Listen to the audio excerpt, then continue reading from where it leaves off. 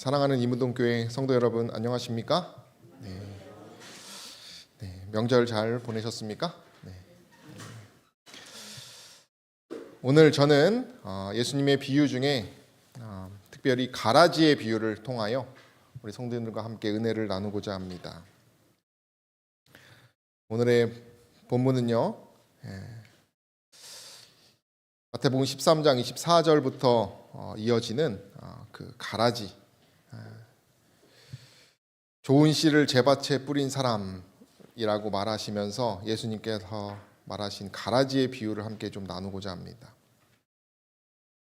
우리가 지난 시간까지 배웠던 것은 이제 4가지의 밭을 통하여 그 진리의 씨를 받아들이는 어떤 그런 개념에 대해서 배웠다면은, 오늘 저와 여러분들이 나누고자 하는 이 가라지의 비유는 그 성장에 대한 과정입니다.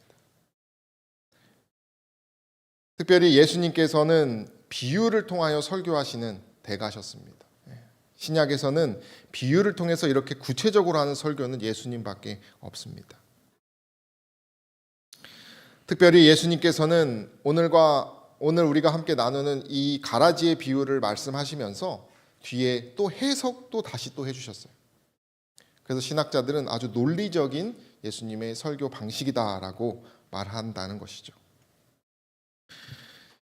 그래서 예수님께서 말하시기를 천국은 좋은 씨를 제 밭에 뿌린 사람과 같으니 라고 말하십니다.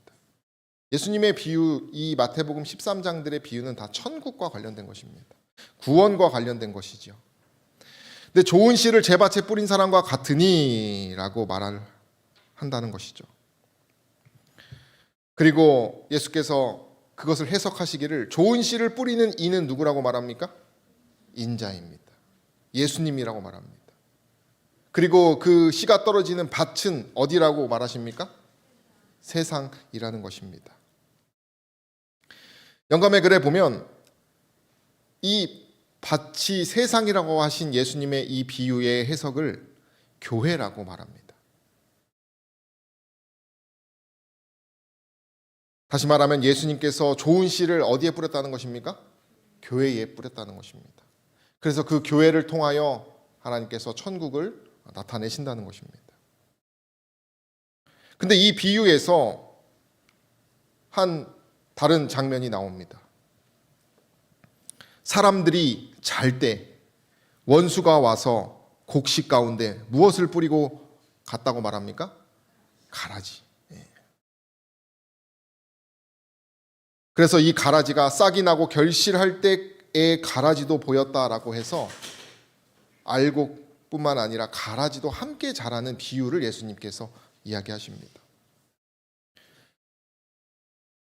로마의 한 법전을 보면 당시에 타인의 밭에 유해한 물질을 뿌리거나 잡초의 씨를 뿌려서 손해를 입히는 사람을 이렇게 벌하는 그런 법이 있습니다. 동방에서는 사람이 원수를 갚기 위하여 새로 갈아놓은 상대자의 밭에다가 그것이 처음 자랄 때에 곡식과 흡사한 어떤 잡초를 뿌리는 일들이 있었다고도 합니다. 오늘날도 비슷하죠? 그죠? 농작물에 피해를 줘서 경제적 손실을 입히게 하는 일들은 오늘날도 있습니다.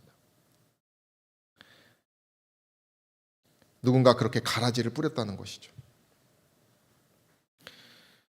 그리고는 예수님께서 그 가라지를 뿌린 자가 누구라고 말하십니까? 원수가 이렇게 했다, 이렇게 설명하십니다.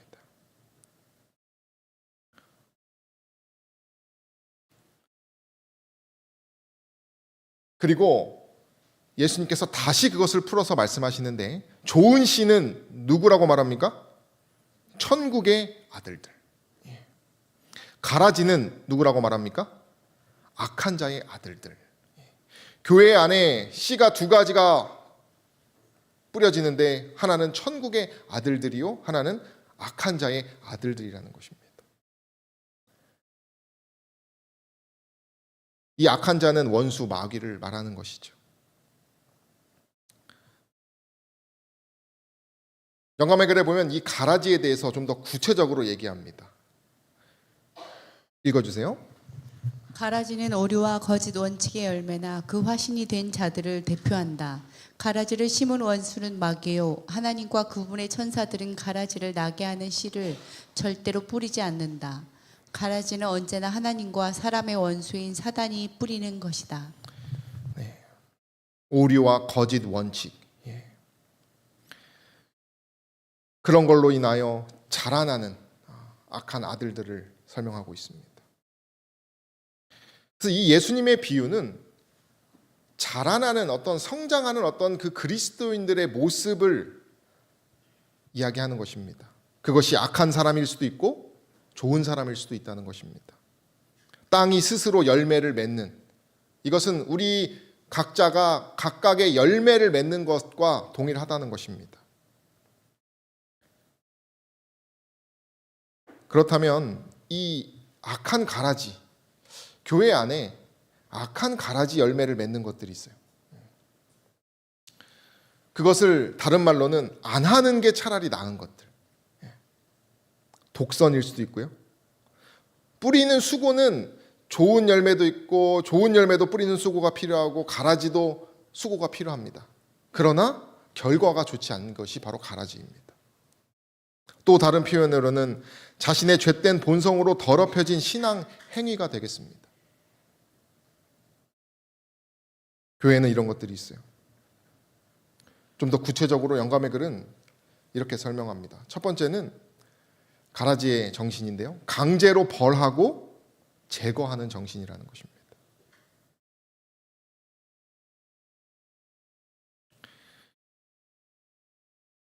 과거에 종교 암흑기라고 하는 그 시기에는 교회가 세상 나라의 권력과 결탁하여서 사람들을 벌을 주었습니다. 교회가 정해놓은 신조들과 다른 자들을 소위 이단, 마녀라고 하여서 뭐 했습니까? 그들을 법으로 핍박하였습니다. 이런 행동을 교사한 것은 사단의 영이요 그리스도의 영이 아니다라고 말합니다. 이러한 방법은 세상을 자기 지배 아래 묶어두려는 사단의 방법이라 이렇게 말합니다. 여러분, 마지막 때의 야곱의 환란에는 어떤 일이 있습니까? 이런 일이 똑같이 있을 것이에요. 우린 그럴 때 알아야 됩니다. 아, 그것이 사단의 정신이구나.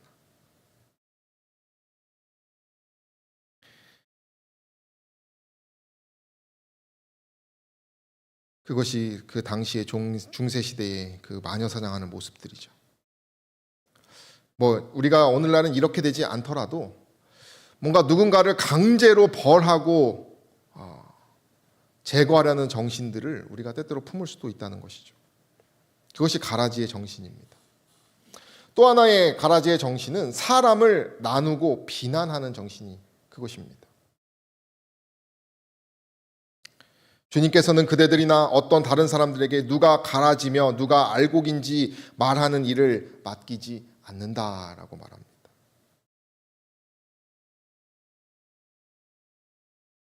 분명히 교회에는 알곡과 같은 사람이 있고요. 그리고 가라지 같은 사람이 있습니다. 굳이 말하지 않아도 우리가 뭔가 느껴지는 사람들이 있어요. 근데 우리가 사람을 이렇게 판단하고 이렇게 평가하는 것이 재밌습니까? 재미가 없습니까? 저희 목회 동기들끼리는 누가 합회장감이다 뭐 그래서 막 평가해요.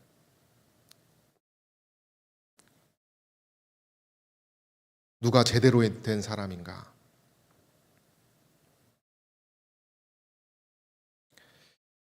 우리는 남을 평가하는 것에서 멀어져서 내가 가라지는 아닌가라고 생각해 볼 필요가 있어요.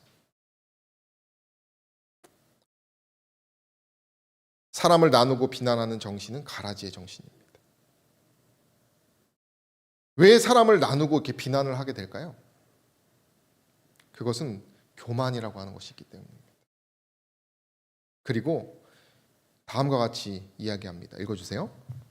그들이 그리스도를 떠남으로 인해 저희의 생에 그분의 은혜가 결핍되어 자기 자신의 특성이 드러나게 된다. 그리하여 하나님께 대한 그들의 봉사는 남보다 높고자 하는 욕망과 제어되지 못한 거칠고 추악한 성벽으로 인하여 더럽혀진다. 남보다 높고자 하는 욕망, 이것은 다 누구에게 있습니까? 우리의 본성에 있습니다. 근데 그런 것들이 하나님으로부터, 예수 그리스도로부터 성화되지 못하면 뭐가 되는 것이에요? 입 밖으로 나온다는 것입니다. 남을 나누고 판단하는 것 역시 가라지의 정신입니다. 또 하나의 정신은 율법주의입니다. 이 역시 교만한 정신입니다. 이를테면 이런 것입니다. 교만과 이기심에 대한 죄는 여러분 어떻습니까? 이건 사실 잘 보이지 않습니다. 그런데 술을 먹었어요. 누가 만약에 술을 먹었습니다. 부목사가 제가 만약에 술을 먹었어요. 그럼 그거 어떻게 되는 것입니까? 아마 많은 비난을 받을 것입니다. 여기 보면 교만과 이기심과 탐욕은 책망을 받지 않고 지나쳐 버리는 한편 술 주정뱅이는 멸시를 받고 그의 죄 때문에 하늘나라에서 제외될 것이라는 말을 듣는다라고 말합니다. 그러나 교만과 이기심, 보이지 않는 그러한 죄와 탐욕은 역시 무엇입니까? 그 술을 마셔서 술 주정뱅이와 같은 그러한 일과 똑같다는 것입니다.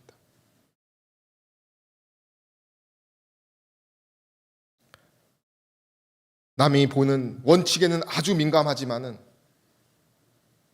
남의 어떤 허물에 대한 원칙을 어기는 것에 대한 아주 민감하지만은 그 마음, 그 내면, 그 심령이 이기심과 탐욕에 있다고 하는 것에 대해서는 눈을 감아버리는 그런 것이 다 율법주의인 것입니다.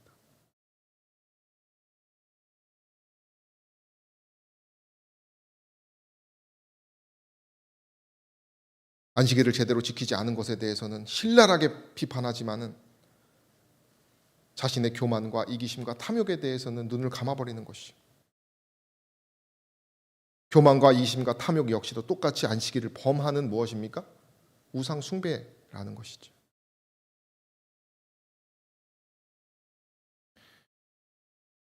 사람은 외모로 판단하지만 하나님은 무엇을 보십니까? 그의 마음을 보신다는 것을 우리 기억해야 합니다. 예수님 당시에 바리새인들은 율법주의자였습니다. 그들은 유전의 근거를 둔 많은 규칙들을 지키도록 명하고 개인의 자유를 부당하게 제한했습니다. 그러나 율법의 어떤 부분을 저희 스스로는 남몰래 뭐 했습니까? 무시했습니다. 남들 보지 않는 곳에서는 무시하며 자신에게는 눈을 감아버렸어요. 그러나 백성들에게는 순종해야 된다고 말하면서 원칙을 이야기하였습니다. 그들의 정신은 경건함을 과시하는 것이었습니다. 이 경건의 원칙을 그들은 아주 강요하며 살아갔던 사람들입니다. 그러나 속은 어땠습니까? 죄인과 똑같다는 것은. 어쩌면 죄인들보다 더 추악한, 더러운 사람들이었다는 것이죠. 가라지의 정신은 이러한 율법주의, 이 바리새인들의 정신이라는 것이죠. 제가 지금 말하고 있는 이 세 가지의 죄들은 뭐 더 있겠지만은 예수님을 따르는 사람에게서 나오는 것입니다. 그 좋은 교회에 심겨진 시입니다. 그리스도를 따른다고 고백하면서 말하고 짓게 되는 죄라는 것이죠.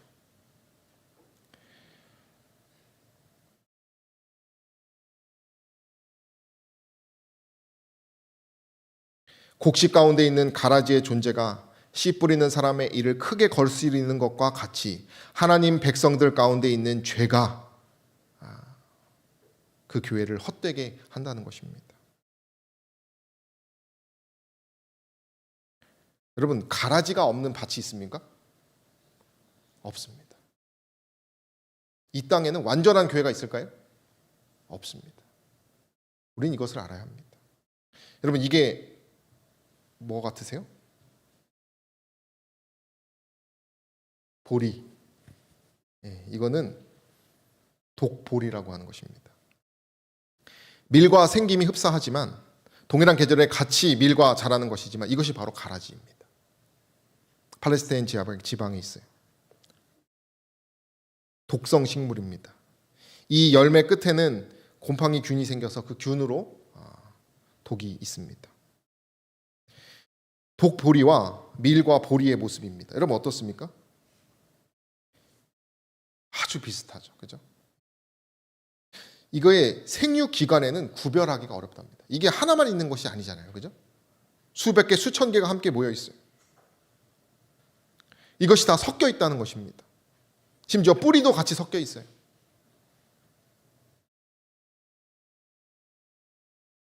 교회 안에는 이와 같은 모습이 있다는 것이고, 교회는 이런 모습이라는 것입니다. 그리고 예수님께서는 세상 끝에도 그러하리라 얘기하셨어요. 마지막 때의 교회의 모습도 이와 같다는 것입니다.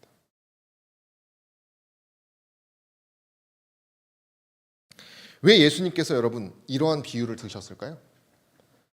왜 가라지의 비유를 특별하게 두셨을까? 영감의 글에 보니까 다음과 같이 얘기합니다. 읽어주세요. 그리스도의 비유를 통해서 주시는 교훈을 남을 판단하고 정죄하라는 것이 아니고 스스로 부족을 느끼고 겸손해야 할 것을 가르친다. 남을 판단하고 정죄하라는 것이 아니고 뭐라고요? 스스로 부족을 느끼고 겸손해야 한다는 것을 가르치시기 위해서 예수님께서 말하셨다는 것입니다. 아, 가라지는 누구구나. 그래서 가라지를 조심해야겠다가 아니고, 아, 내가 겸손해야겠구나. 그럼 구체적으로 이 스스로 부족을 느끼고 겸손을 느껴야 하는 목록들은 뭐가 있을까? 몇 가지 가져왔는데요. 첫 번째는 인간은 뭐하다는 것입니까? 무능하다는 것을 우리가 알아야 합니다. 다른 말로는 하나님께서 전능하시다는 것을 우리가 알아야 해요. 그것을 묵상해야 합니다.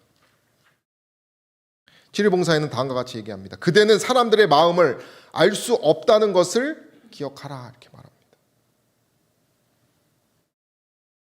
그대는 그대에게 잘못된 것처럼 보이는 행동이 나타나도록 한 동기를 압니까 모릅니까? 알지 못한다고 분명히 영감의 글은 이야기합니다. 그러나 우리는 눈에 보이는 것을 가지고 판단을 하는 실수를 범하게 돼요. 우리가 만약에 겸손한 사람이라면 사람의 마음을 우리가 쉽게 판단할 수 없다는 것을 우리는 잘 알게 된다는 것입니다.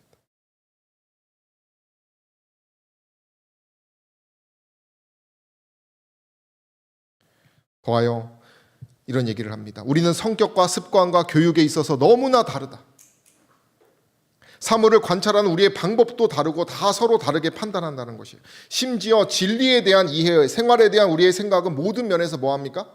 동일하지 않다는 것입니다. 어떤 사람에게는 어려운 것들이 어떤 사람에게는 아주 쉽게 느껴지고, 어떤 사람에게는 너무나 쉬운 것이 어떤 사람에게는 너무나 어려운 일이 되기 때문에 그런 것을 가지고 함부로 재단하거나 사람들에게 대서는 안 된다는 것이. 왜 그렇습니까? 우리는 무능한 사람이기 때문에.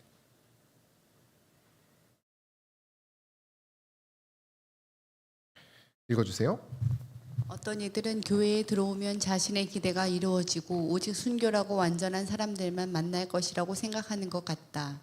그들은 자신의 신앙에 열성적이다. 그런데 교인들에게 있는 결점을 보게 될 때 우리는 악한 자들과 전혀 사귀지 않기 위해 세상을 떠났는데 악은 여기도 있다고 말한다. 그리고 그들은 비유 속의 종들처럼 그러면 가라지가 어디서 생겼나이까? 라고 질문한다. 그러나 우리는 그렇게 실망할 필요가 없다. 주님께서는 교회가 완전하다는 결론을 우리가 내리지 않도록 하셨기 때문이다. 우리가 아무리 열성을 낸다고 할지라도 전투하는 교회를 승리한 교회처럼 순결하게 만드는 데 성공하지 못할 것이다. 여러분, 우리는 무능하기 때문에 절대 성공하지 못합니다. 혹시 여러분들이 이문동 교회를 아주 완벽하게, 아주 순결하게 하기 위해서 애쓰고 계시는 분들 계십니까? 여기서 뭐라고 합니까? 우리의 무능을 얘기하고 있어요. 성공하지 못할 것이라고 얘기하고 있어요. 마지막 때까지, 주님 오실 때까지 교회는 그 두 가지가 함께 가야 한다는 것입니다. 그러니까 실망할 필요도 없고 우리가 그것을 너무 집착할 필요도 없는 것이. 교회는 승리한 교회가 아니라고 말합니다. 서글픈 일이긴 하지만 결함이 있는 교인들이 있는 곳이 어디에? 교회라는 것입니다.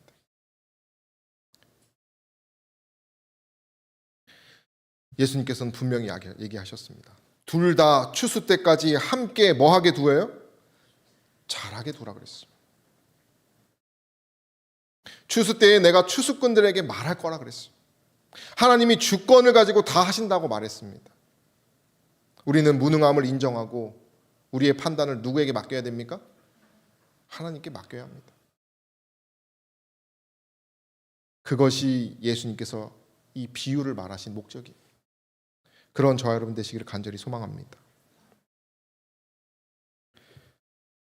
또 하나 우리가 생각해 봐야 될 것은 이것입니다. 스스로 의롭다 생각하는 자가 남을 정죄하거나 판단을 하게 되고 그로 인해서 교회의 일을 그르친다는 것입니다. 오히려 교회의 일을 더 잘 만드는 게 아니라 일을 망친다는 것입니다. 종들이 말하되 그러면 우리가 이것을 뽑기를 원하시나이까? 라고 했을 때 예수님께서 뭐라고 그러셨습니까? 가만두라 그랬어요. 가라지를 뽑다가 뭘 뽑습니까? 곡식을 뽑습니다. 여기 그림 보시면 이 뿌리들이 얽히고 설켜 있어요. 누군가는 그 못난 사람에 대하여 기도하고 누군가는 정말 노심초사하고 있는 사람들이 있어요. 그러나 세상의 방식처럼 함부로 우리가 때때로 그 사람들을 판단하거나 정죄하면 어떻게 됩니까? 좋은 곡식들, 시험을 얻는다는 것입니다.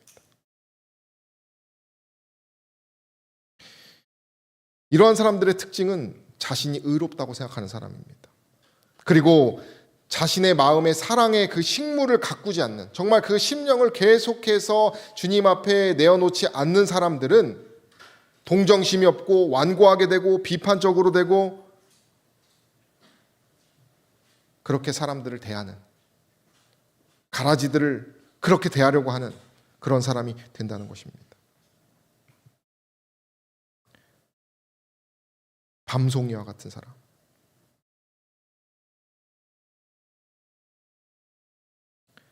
이 밤송이는 자신의 의를 자꾸 생각하다 보니까 밤송이가 되는 것입니다.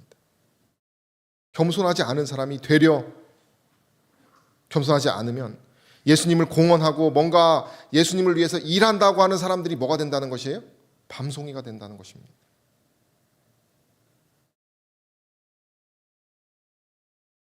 영감의 글에 보니까 이런 얘기가 있습니다.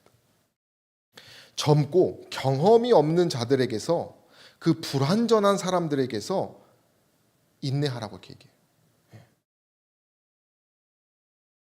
한 교회에서 어떤 장로님이 염색한 청년 온 손님에게, 그 장로님은 약도 먹지 말라고 하시는 분이에요. 천국 이야기를 얘기하면서 구원 못 받는다고 염색하면 온 손님에게 그 얘기를 했어요. 그리고 그 청년이 저에게 와서 이렇게 하소연을 한 걸 보았습니다.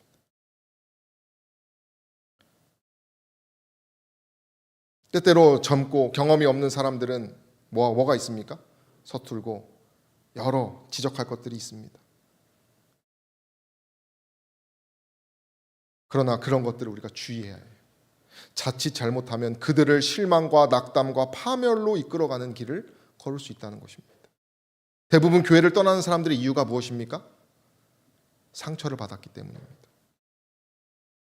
예수님을 믿는다고 공언하는 사람들로부터, 제가 지난 화요일도 말씀드렸지만 요즘 가장 무서운 말이 무엇이냐면 어딜 감히라는 표현이라고 합니다. 어딜 감히.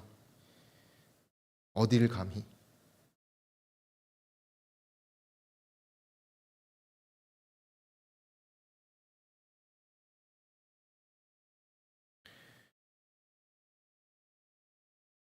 우리가 남을 판단하게 되면 남을 손가락질하면은 손가락 3개는 어디를 향한다고 해요? 나를 향한다고 하죠. 나의 결점이 있음에도 불구하고 그것을 모르고 비난하는 것입니다. 그러면 참 뒤에서 너무나 초라한 사람이 되는 것이. 그리고 그것이 더 강해지고 강해지면 하나님께서도 그를 뭐합니까? 정죄하실 것입니다. 읽어주시면 감사하겠습니다. 그대들은 그대들 자신도 하나님의 책망을 받고 있다는 것을 깨달아야 한다. 그대들이 다른 사람들을 정죄하면 주님께서는 그대들을 정죄하신다. 그대들은 그대들의 비그리스도인적 태도를 고백해야 할 의무가 있다.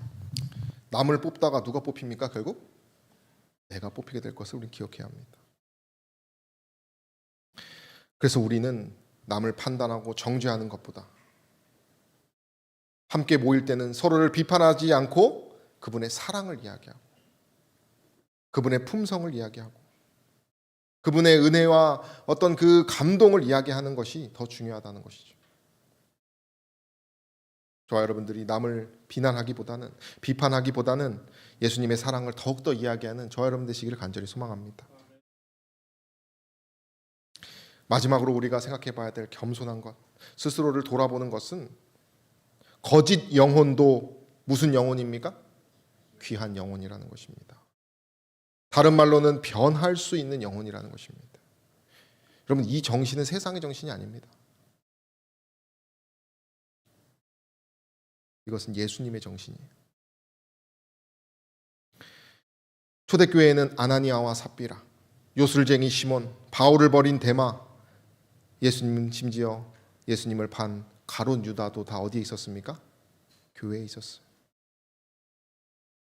그들은 꺼져가는 불꽃 같은 사람들이었지만 교회 안에 있었습니다. 예수님은 한 영혼도 잃어버리기를 원하지 않으시는 분이라는 것을 우리가 기억해야 합니다.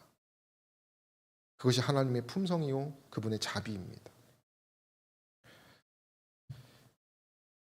한 사람이 어린 딸하고 양을 치러 갔다고 해요. 근데 이제 양에 가는 그 길목에 가시 덩쿨이 너무 많아가지고 이것을 좀 잘라버리자고 했대요. 그래서 그 가지를 다 잘랐습니다. 양이 너무 불쌍해서.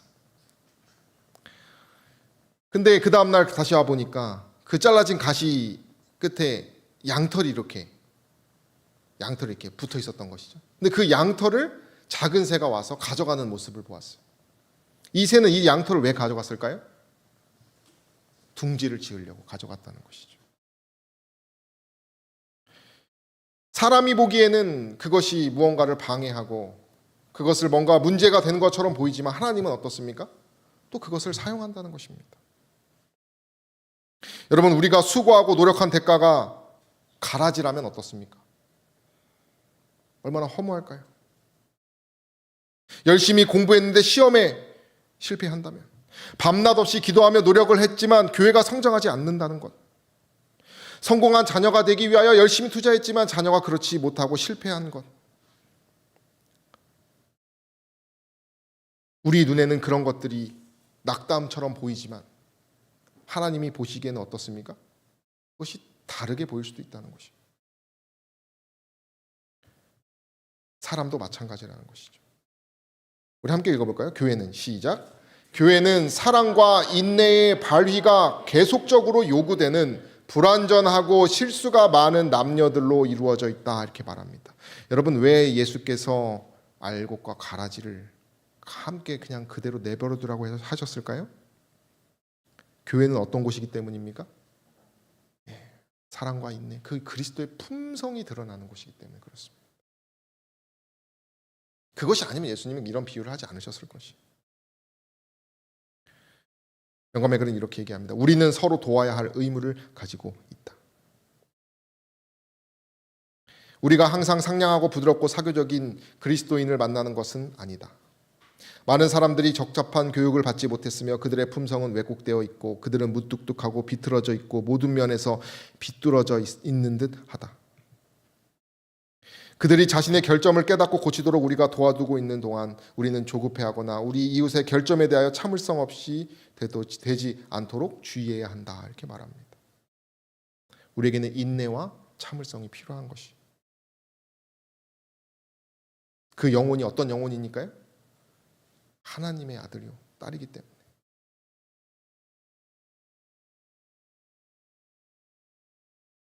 누가 하나님 앞에 서서 흠없는 품성을 가지고 책망할 것 없는 생애를 하노라고 주장할 수 있을 것인가? 라고 질문을 하였습니다. 여러분, 여기 흠없는 분 계십니까? 아마 없을 것입니다.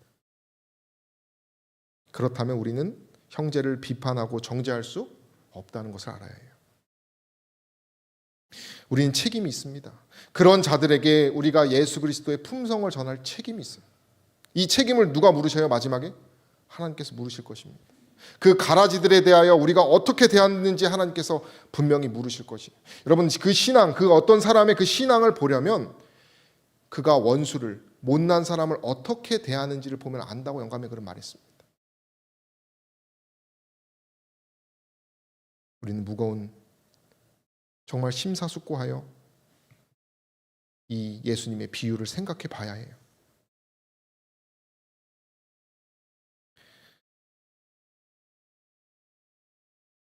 분명히 예수님께서 우리가 만약에 그 가라지들에 대하여 인내하고 사랑한다면 하나님께서 역사하실 것이. 읽어주시면 감사하겠습니다. 그리스도를 믿노라 고백하면서도 까다로운 자들이 있다. 그러나 만일 그들이 우리 중에 누구든지 자기를 위하여 사는 자가 없음을 기억하고 그들이 따르고 있는 그분의 온유와 친절을 배우는 일에 부지런할 것 같으면 그리스도인 은혜의 아름다움이 그들을 변화시킬 것이다. 그리스도의 동역자 얼마나 고귀한 위치인가. 저와 여러분들이 이러한 그리스도의 은혜의 아름다움을 나타내는 저와 여러분 되시기를 간절히 소망합니다. 정말 세상이 말하는 사람을 버리고 끊으라고 하는 그런 정신이 아니라 정말 예수 그리스도의 그 십자가 정신으로 저와 여러분들이 무장하시게 되기를 간절히 소망합니다. 예수님께서 그 비유를 쭉 하시면서 세상 끝날이 올 때 가라지는 뭐 하신다 그랬어요? 불에 사르신다 그랬어요.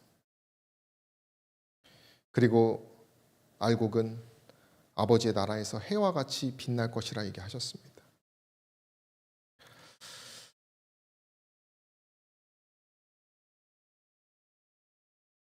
우리 함께 읽어볼까요? 지난번에도 읽었는데요. 함께 읽겠습니다. 비록 약하고, 시작.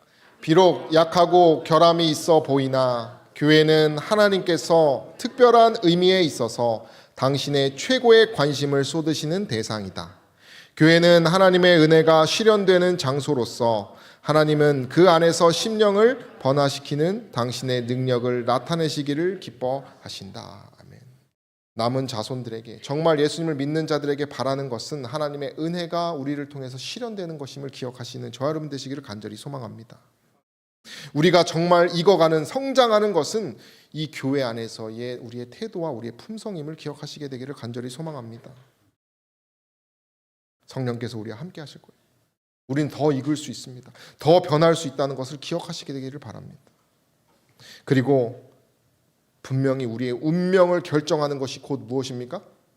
우리의 품성이라는 것을 우리가 두려워하며 그러나 예수님 앞에 정말 당대하게 나아가는 저 여러분 되시기를 간절히 소망합니다. 영감에 이런 얘기가 있습니다. 교회가 마치 뭐 할 것처럼 보여요? 쓰러질 것처럼 보이지만 교회는 뭐 합니까? 쓰러지지 않는다는 것이에요.